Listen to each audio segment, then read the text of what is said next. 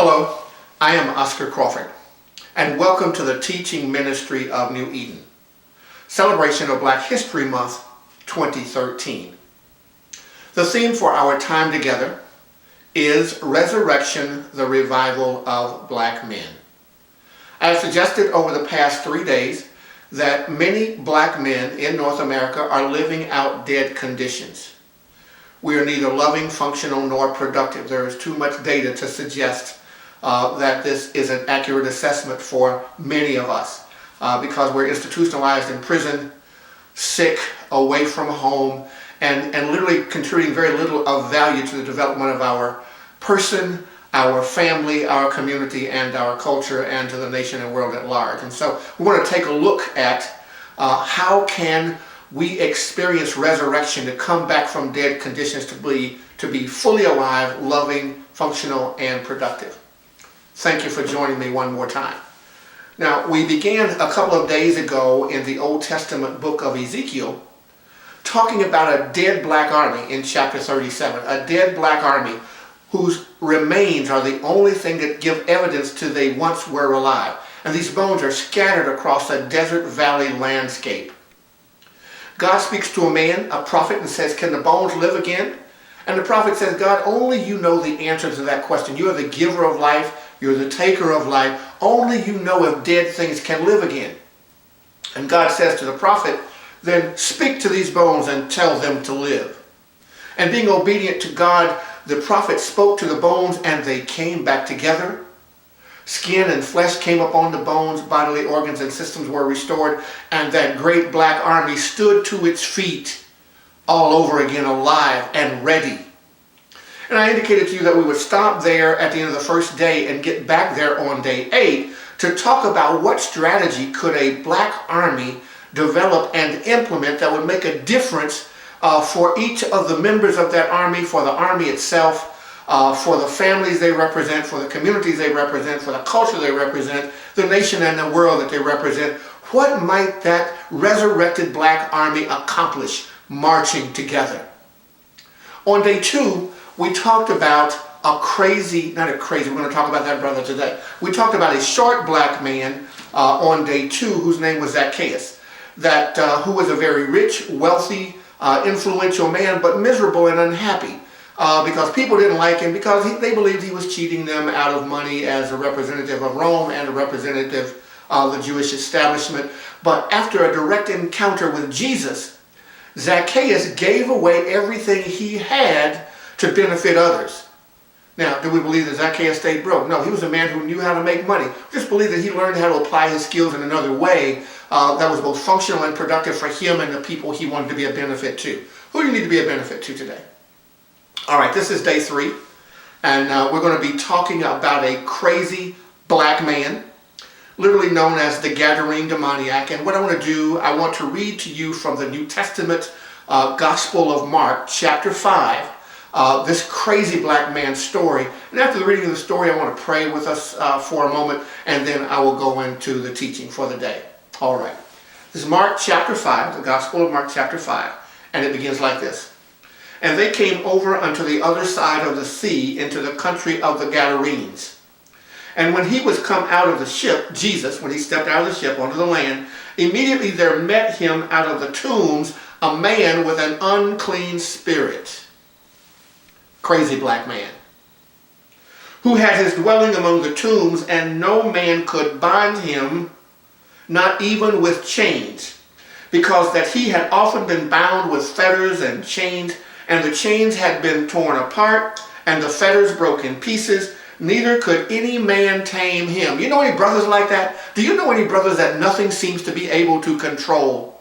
Always out of control, always irresponsible, always violent, always hurting others, always trying to think only of themselves. You know any crazy black men like that? "And always night and day he was in the mountains and in the tombs, crying and cutting himself with stones." Now, we have a diagnosis for that in the 21st century. It is called borderline personality. These are persons who, for one reason or the other, burn themselves or cut themselves. And it seems to give a temporary relief from the internal pressure, the stress of their thoughts, by releasing pain from their inside out. And so this brother was often found cutting himself with stones.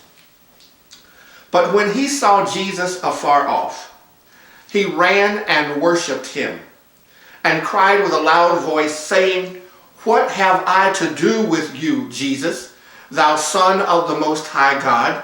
I beg you, by God, do not torment me."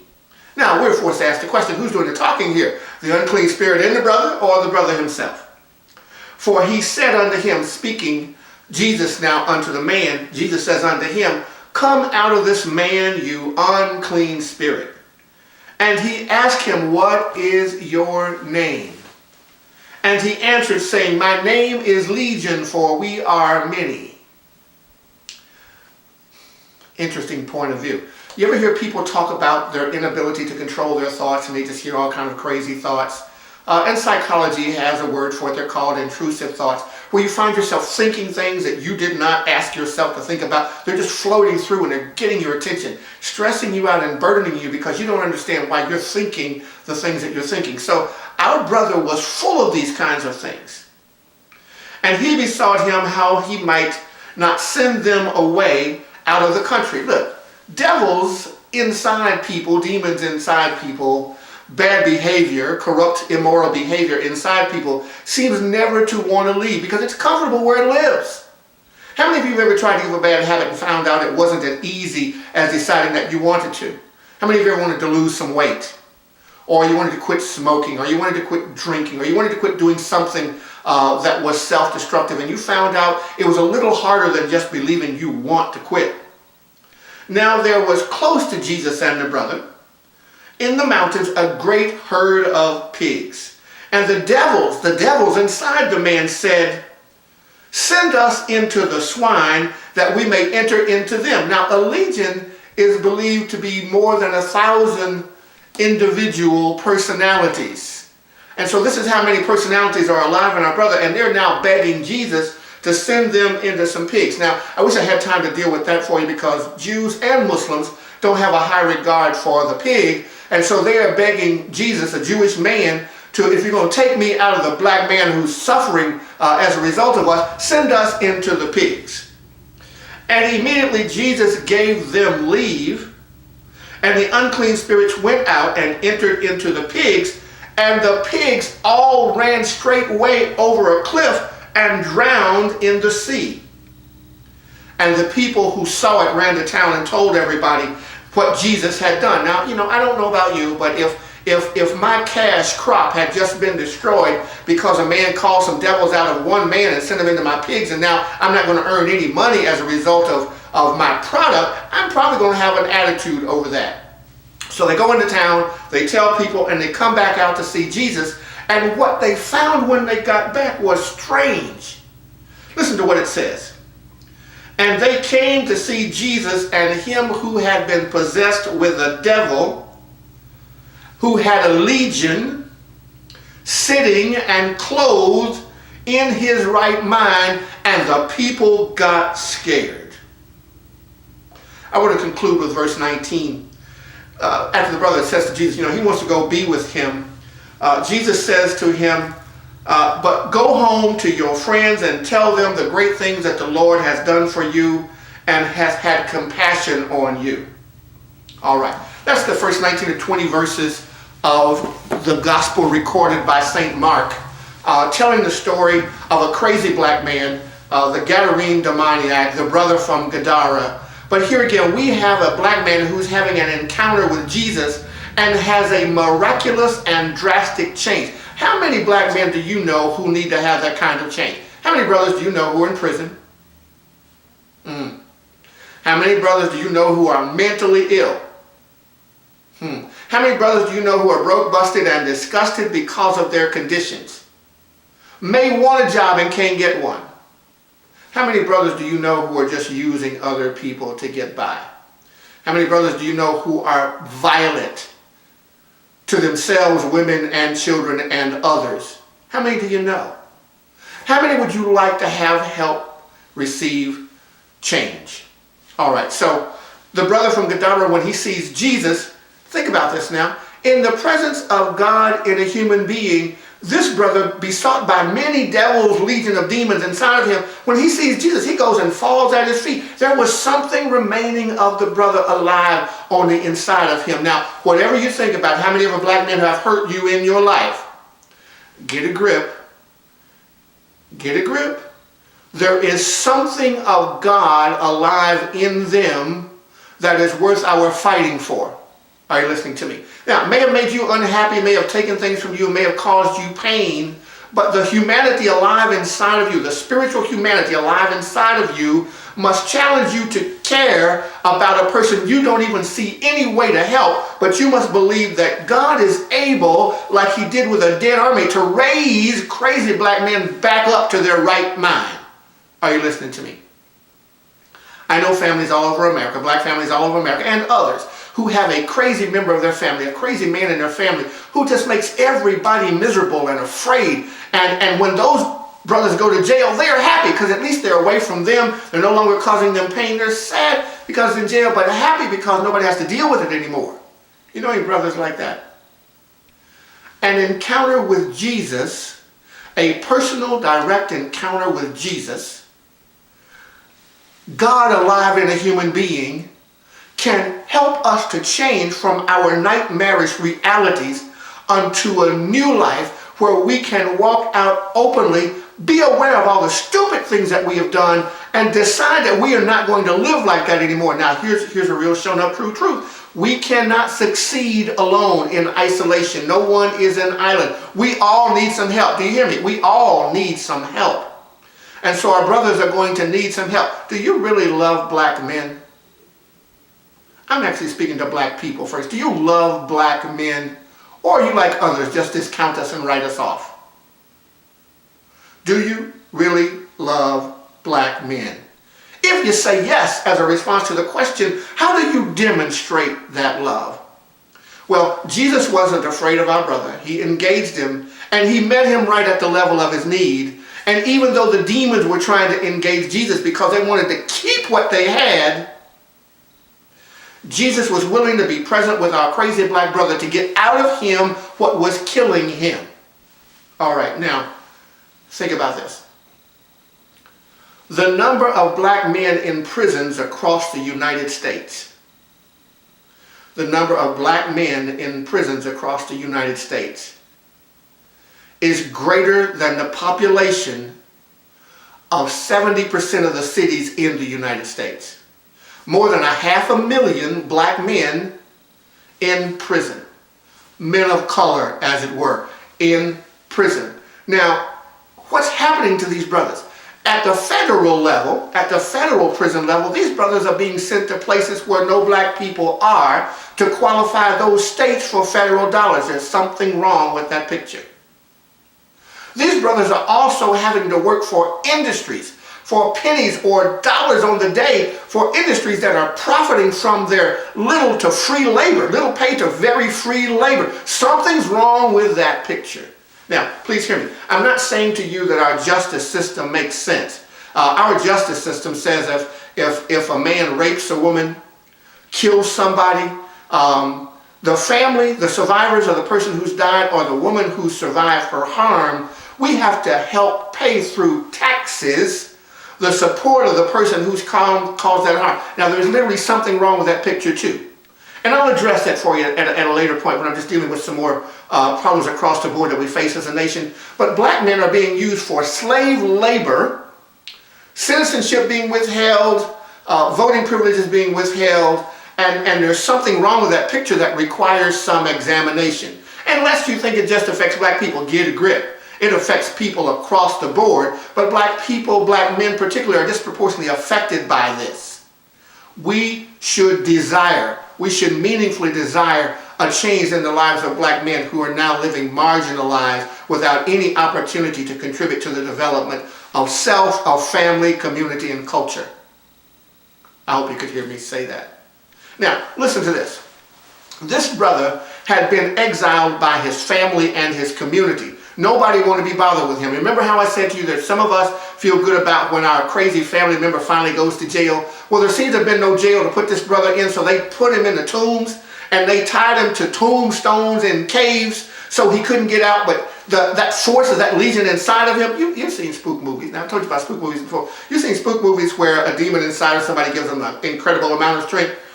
This brother could not even be tied to a stone with a chain because the strength inside of him from what was in him would break him. And he would yell and scream, and everybody knew he was just crazy. Now, take a look. What do people think when we have had a direct encounter with the divine, with Jesus, the embodiment of God on earth? What do people think when it is apparent that something miraculous and dramatic has taken place in our life? Now, if you've had a miracle, if somebody facilitated a miracle in your life where you went from being broke to being prosperous, where you went from being sick to being healthy, you'd probably like that person. One of the things that I try to do with everybody I meet, I try to help everybody find a reason to like themselves more after meeting me than they may have had before. That allows the privilege and the opportunity for a relationship. Well, this Gadarene demoniac, this crazy black man, was no different. After Jesus delivered him from his demons, guess what he wanted to do? He wanted to hang out with Jesus and be with Jesus. And the people who came back and caught him in this condition, when they saw him sitting clothed and in his right mind in dialogue with Jesus, they got scared of him after he got okay. Are you listening to that? People get scarier of you than they were before when you get to be okay because they don't know this new you. You're going to have to live out the responsibility of living down your past by living out your new life. You are going to have to live down your past by living out your new life. Does that make sense to you? One more time. You've got to live down your past by living out your new life. And you're not going to be the first one to ever have to go through that. Others have done it before you, and many more will do it after you, but you're going to have to live down your past, living your new life. And so the brother is sitting with Jesus, and people are seeing him talk to Jesus, and they're scarier now of him than they were before when they exiled him from community and tied him down with chains in the tombs. Wow. What will happen when formerly crazy black men get right? Have a miraculous encounter with Jesus and get turned around 180 and are going opposite the direction that they used to, where now they're trying to do good things for themselves so they can be positioned to help others. What will people think then? What will America be like when black men are no longer available to be beat up on because we represent every negative socioeconomic indicator in the nation? What will you do with us then? We're going to live down our past by living our new life. Now, Jesus says this incredible thing to our brother, and to many it may not make sense. It's just what is recorded. When he asks if he can go with Jesus because Jesus has set him free of his demons, Jesus says to him, listen, bro, I need you to go home.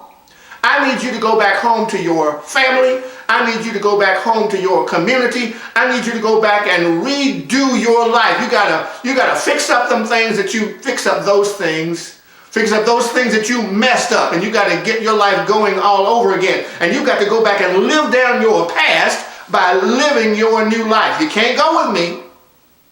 I need people to see you and to know what has happened in you as a result of experiencing me. Are you hearing me? After a direct encounter with Jesus, no one can ever be the same. I'm not trying to sell you anything. I am sharing with you what I deeply and passionately believe, that a direct personal encounter with Jesus will change your life. I don't care what color you are, what culture you represent, or where you come from. A direct and personal encounter with Jesus will change your life. I believe it. If it weren't for God in my life, I would be a very crazy man. Jesus met a crazy black man on the beach, and after spending some time with him, gave him a new life and charged him with a responsibility to go home, reconnect himself with his family and his community, and begin to live a new life that is loving, functional, and productive, being constructive about relationship development, being constructive about everything that we do. Black man, it is time for us to go home, to get right with our families, to get right with our communities, and become builders. and creators and producers and leave some new history. All the good black history is not in the past. Hope you hear me. We are making black history every day. And God in our lives is going to make an incredible difference. Thank you for joining me today. We have talked about a dead black army raised back to life. We've talked about a man living out the dead conditions of being wealthy but miserable. We've talked about a crazy black man plagued by a legion of demons and devils inside of him. Tomorrow, on day 4, I'm going to talk to you about an impotent black man. No, I'm not talking about sexual enhancement drugs. No, not at all. I'm talking about an impotent black man who was willing to give up his ability to reproduce himself to have access to power, privilege, and prestige. I hope you'll join me. I'm Oscar Crawford. This is the teaching ministry of New Eden, celebrating Black History Month 2013. God bless you.